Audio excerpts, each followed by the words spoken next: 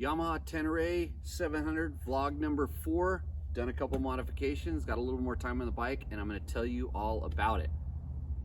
So straight away, I went and took the passenger pegs off, buddy pegs off.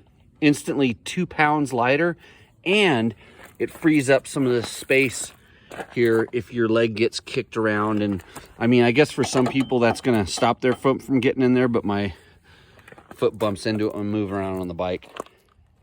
So my first big modification of the bike has been going to a little bit more of an aggressive off-road tire. I'm running the Kenda big blocks, which I really like.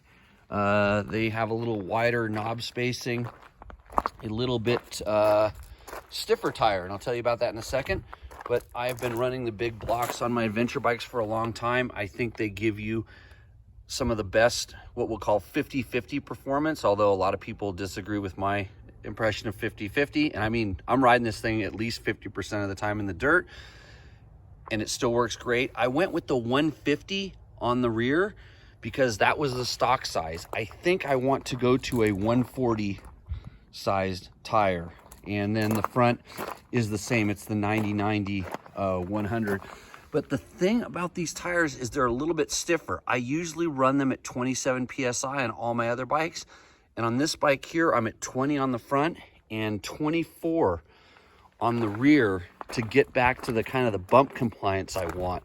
So it might require me doing some little suspension tweaks as well, but we'll see how that goes as we get more time on these things. And the second thing I did is I went with the Seat Concepts tall comfort seat. And what's really cool about this being a single seat, you no longer have to unscrew the 2 bolts like you do with the stock one to get to the battery if you want to.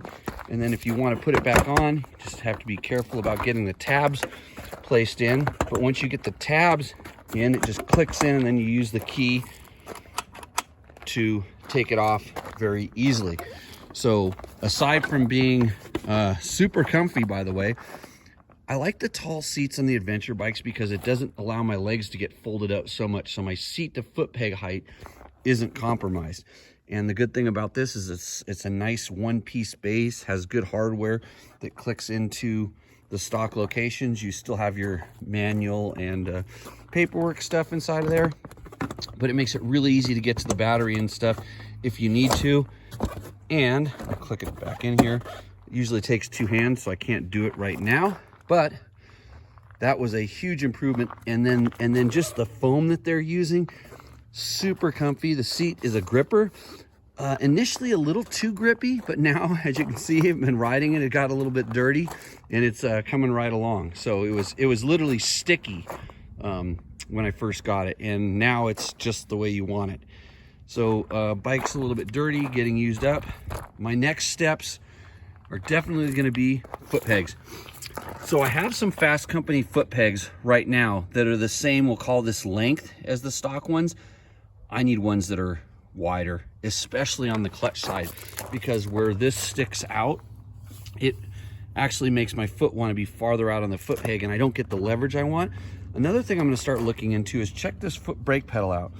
When I started doing some aggressive braking, I noticed that there was a lot of flex in this pedal, and that bothered me. So I'm going to look into seeing if there's something a little bit stiffer, maybe an aluminum one that somebody makes as an aftermarket. And of course, like I've said before, I need to be getting a skid plate. I have a couple different options available right now. I just need to figure out what I'm going to go with. And those are the things on the short list. Also, flex bars. My wrists will thank me for that later.